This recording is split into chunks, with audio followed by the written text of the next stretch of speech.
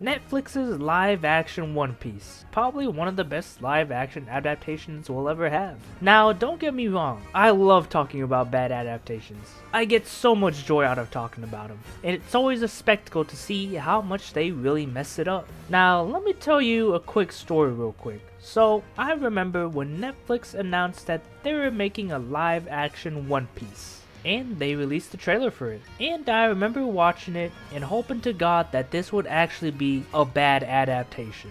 I was absolutely praying for its downfall. I was ready to clown on it. I was ready to put it on my list of bad adaptations, right next to Dragon Ball Evolution. But after I watched the first season of live action One Piece, what did I think about it? I thought it was actually pretty good. Probably one of the best live action adaptations we've had in a while. I mean, dude, we're getting season 2 in like 2 months from now. And they've already announced that we're getting a season 3. So now let me get into why live action One Piece is actually such a good live action adaptation. And to really start us off here, I really want to talk about the Straw Hats. Because they're really the main characters that we're really following through with here on this journey. If any of our Straw Hats were unlikable or not a good representation of the original source material, then it all just really falls apart from there on.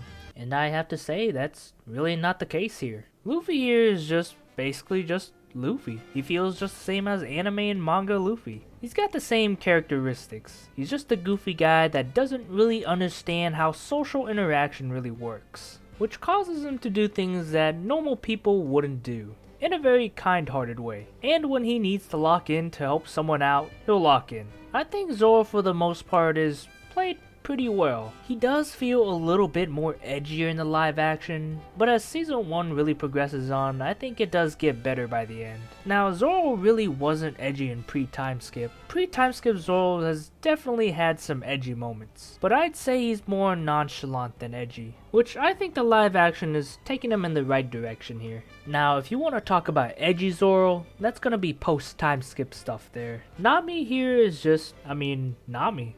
She's pretty much just the common sense of the group here. Just basically how she was in the anime. I also do want to give props to Nami's actor for actually acting out that all-along tattoo stabbing scene. She really didn't have to overact for that, but I kind of respect her for that. So I think Nami's character is in good hands with this actor. Now, live action Usopp? Dude, I fucking love live action Usopp, dude. Luffy and Usopp are the best live action representations of their characters out of all the Straw Hats. If you wanted to watch anime Usopp, dude, you literally got him right here. This Usopp here literally does the same antics as anime Usopp. And dude, I absolutely love Usopp's actor, dude. Dude literally embodies Usopp. Now Sanji here I think is played pretty well. A good representation of Sanji.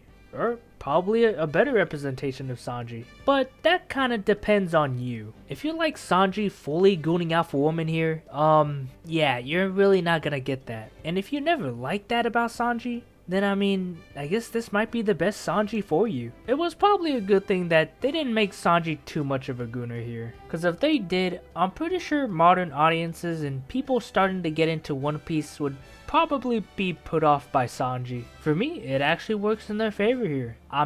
He became one of my favorite characters in the show. I can't really say anything bad about our live action Straw Hats. They all played their parts pretty well compared to their anime counterparts. Now, they may not share the same visuals as the anime or manga, but they do perfectly execute the general idea of their character and pretty much just carry on their spirit from the anime and manga, which a lot of live action adaptations fail to do.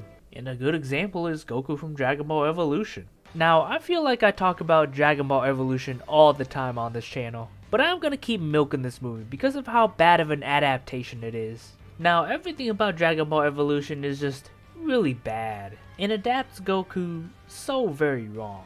You have Goku actually getting bullied and he's actually getting pressed by these bullies. Goku's daydreaming about girls. Goku's trying to impress girls on multiple occasions throughout the movie. Goku actually getting dressed and ready and trying to look good for going to a high school party. This is not Goku. This is Goten from GT. Now, you would never catch anime Goku doing any of this kind of stuff. If they were to adapt Goku into live action, it'd probably be something like live action Luffy, because they're both very similar characters. They're both very pure-hearted and kind people, to the point where they show compassion and kindness to enemies. Both have one simple motivation that they strive for in life and are deeply in love with it, whether that be the love for fighting and getting stronger, or the love for the adventure, for treasure and freedom. They both have that same lack of emotional maturity and social awareness, which is perfectly shown through Luffy's live action adaptation and how Goku's live action adaptation should have been. Now, how does Netflix adapt the story of One Piece? Well,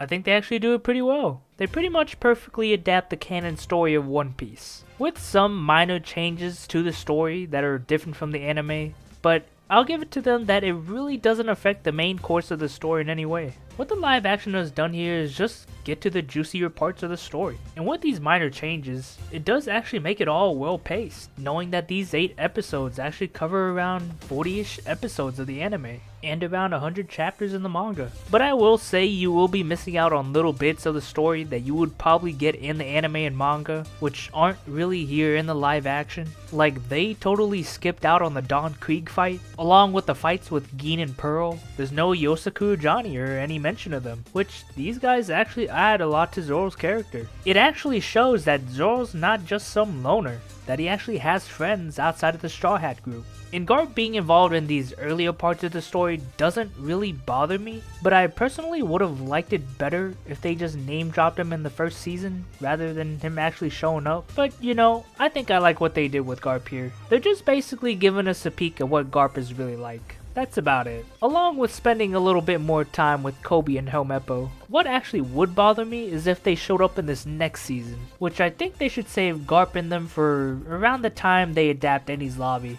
since that's supposed to be the time in the anime and manga where Garp, Kobe, and Helmeppo actually meet the Straw Hats for the first time in like forever, ever since the East Blue Saga. Okay, now the one thing that they really did skip over that really bothers me is skipping over Shushu's backstory. Now Shushu did actually have a cameo, like brief cameos in like a few scenes, but they totally skipped over like one of the sadder side character backstories in the East Blue Saga. Not only does his backstory add to the overall theme and tone of One Piece, it also adds a lot to Luffy's character, and shows what kind of person Luffy is. これしか取り返せなかったよ。あと全部食っちまいやがってよ。あいつ、あのライオンと戦ってきたんだ。あの犬のために。よく戦ったな、お前。見ちゃいねえけど、大体わかる。 Bro, this backstory is so good, dude. I can't believe they skipped over this, man. This is probably my only biggest nitpick of live action One Piece. And it's just a personal one, honestly. But I think everything that involved Shushu would have benefited the story of live action One Piece, showing that this isn't just a simple story of a pirate looking for legendary treasure. This is a story that shows other people's definitions of legendary treasure. Whether that legendary treasure would be a pet shop, probably fighting the All Blue, wanting to map the whole world, wanting to be a brave warrior of the sea, probably wanting to become the greatest swordsman. Which live action One Piece actually gets it all right. They do a pretty good job at showing that this isn't just Luffy's story to find the One Piece. This is also everyone else's story to find their own One Piece. Alright, let's talk about how they adapt it visually. And visually, they do it pretty well. And I'm gonna be honest with you guys. Everyone in this show actually looks like a cheap cosplayer. And thank God they all do, cause there is no other way they can do it. And if Argo Oda wasn't an executive producer for the show, I bet we would have gotten some super overcomplicated designs, dude. Like putting unnecessary straps on Luffy's design or Zoro's design. But luckily, they didn't go in that direction. The Straw Hat outfits are pretty much ripped out of the anime and manga. The Marines are actually wearing their marine outfits from the anime and manga. And thank God they got Mihawk right, man. But what really stood out to me was the fishmen. And good God, the fishmen look absolutely hideous. Which is how it should be. Cause I mean, they're not humans. I mean, they're literally like a whole nother species. And I mean, they weren't really human looking in the anime anyways. So I mean, yeah, they did a pretty good job with the fishmen. And now with season 2 coming around, do I have any faith for season 2? Yeah, I kinda do. Honestly, from the looks of the trailer, it seems like they got Dory and Broggy right, actually making them giants. Robin also looks great. I mean, she literally just looks like Robin from the anime and manga. I gotta say, Smoker also looks pretty good. I also don't know how they're gonna do Tashigi, since the actor that's gonna play Tashigi kinda has to look like the girl that's pretty much in Zoro's flashback. Hopefully they can figure that out. When they first revealed Chopper, I honestly really didn't like how they were gonna do it. But then after some time passed and then I thought about it for a bit, I really don't think there's any other way they could do it. And thank God they're not pulling a live action Sonic here. We haven't seen anything from Crocodile yet, but hopefully they do him pretty well. It's also good seeing my boy Polka Dot Man playing as Mr. 3. I think he's definitely gonna nail this role. Overall, from what we've seen from the trailers of Season 2, I mean, it looks pretty good. The only problem I do see here is them skipping a lot of content to keep it well paced. Kinda like how they did it in Season 1, since there is still a lot to cover in the Alabasta saga. So I bet they're probably gonna have to cut out some stuff for sure. And overall, I'm looking pretty forward to seeing Season 2 and see how well they can keep adapting it. And yeah, I think that's all I gotta say for Netflix's One Piece. Now if y'all don't mind, I'm gonna go play me some One Piece TCG, and I'll see you guys in the next video.